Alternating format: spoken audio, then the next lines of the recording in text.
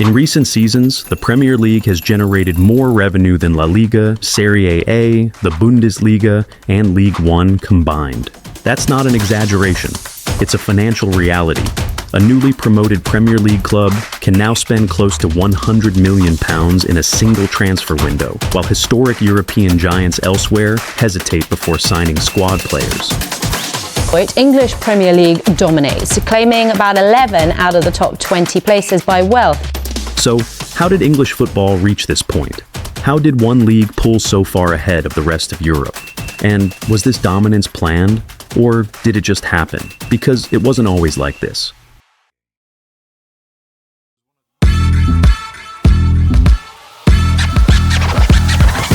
There was a time when Italy was football's final destination. Serie A was the Beyoncé of football leagues. All the stars, all the glamour. Maradona at Napoli? Iconic. But by the late 80s, English football was in the dumps. Heysel disaster. Hillsborough tragedy. On crumbling stadiums, clubs were broke. England was associated with long balls, heavy tackles, and muddy pitches. Yet today, English football isn't just competing on the pitch. It's dominating the global football economy. The real turning point came in 1992.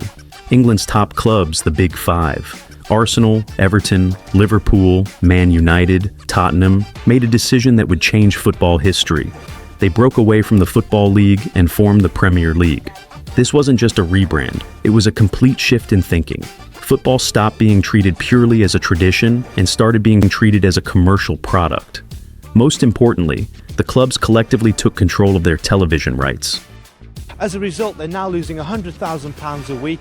They're more than £20 million in debt, and their shares have been suspended. So it's a very worrying time for the supporters. The club still hasn't published its annual accounts. Before, ITV had a monopoly, paying peanuts, like £44 million over 4 years. Post-breakaway, the PL owned their own rights. Yet enter Rupert Murdoch and Sky, desperate for content to sell satellite dishes. They shelled out £304 million for 5 years, starting 92/93. Exclusive live games? Fans ate it up. It was the Netflix of the 90s, binge-worthy drama every weekend. And get this. While other leagues let big clubs hog the cash, looking at you, Real and Barca in La Liga, the PL split it equally, kept the competition spicy. No wonder Leicester won the title in 2016. Hilarious how a fair split made them unfairly rich compared to everyone else. The Premier League also benefited from perfect timing. Its rise aligned with satellite television, the internet, and globalization. English football reached Africa, Asia, and North America before its rivals. And it arrived in English, the global language of pop culture. Support wasn't just casual viewership. It became emotional loyalty. Entire generations grew up supporting Premier League clubs long before other leagues truly globalized. Fast forward. Sky, the rights holder of the Premier League since its inception in 1992. And TV deals exploded. Domestic rights, from that first £191 million cycle to a record £6.7 billion for 2025 to 29.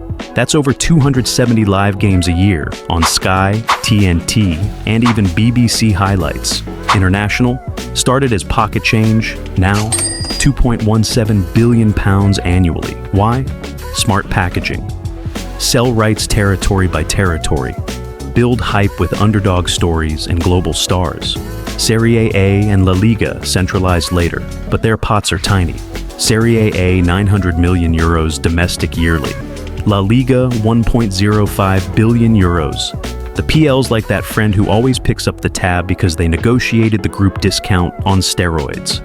But it's not just TV, commercial genius kicked in. Clubs like Man United turned jerseys into fashion statements, raking in £75 million a year from Adidas. Pre-season tours to Asia, cash grabs disguised as friendlies, and ownership, foreign billionaires poured in, Abu Dhabi for City, Americans for Liverpool. No 50+1 rule like Bundesliga, full investor freedom. It's why even promoted teams splash £100 million, more than some Serie A giants' entire budgets.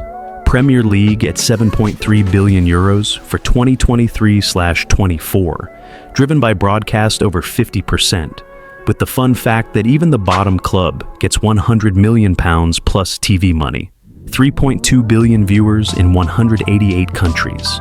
From Lagos to LA, folks wake up at odd hours for Arsenal versus Everton. Why? English commentary, 24/7 drama. Relegation battles are edge-of-seat stuff. Other leagues, La Liga's stars shine bright. But the league's packaging is like selling a Ferrari without the marketing budget. Serie A rested on 90s laurels. Now they're chasing tripling international cash by 2030.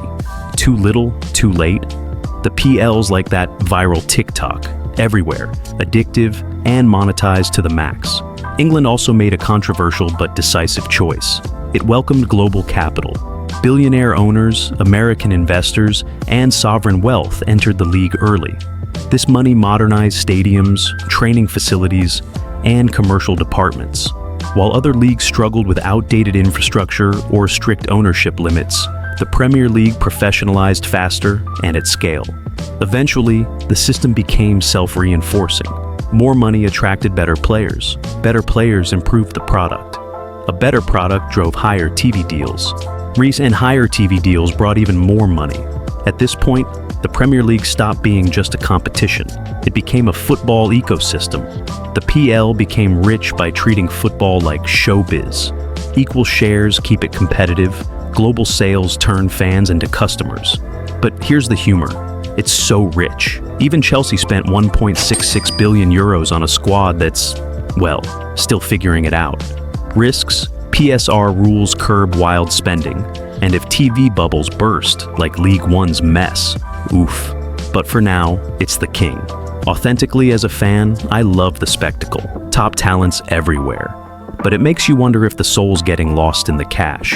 Original angle, the PL's wealth is a double-edged sword, dominates Europe, but breeds envy. UEFA's trying to level the field, but good luck. So, no, the Premier League didn't become rich by accident. It broke away early, centralized power smartly, globalized aggressively, and monetized competition without destroying the sport itself. The real question now is whether any league can still replicate this model, or whether the Premier League is already too far ahead to catch.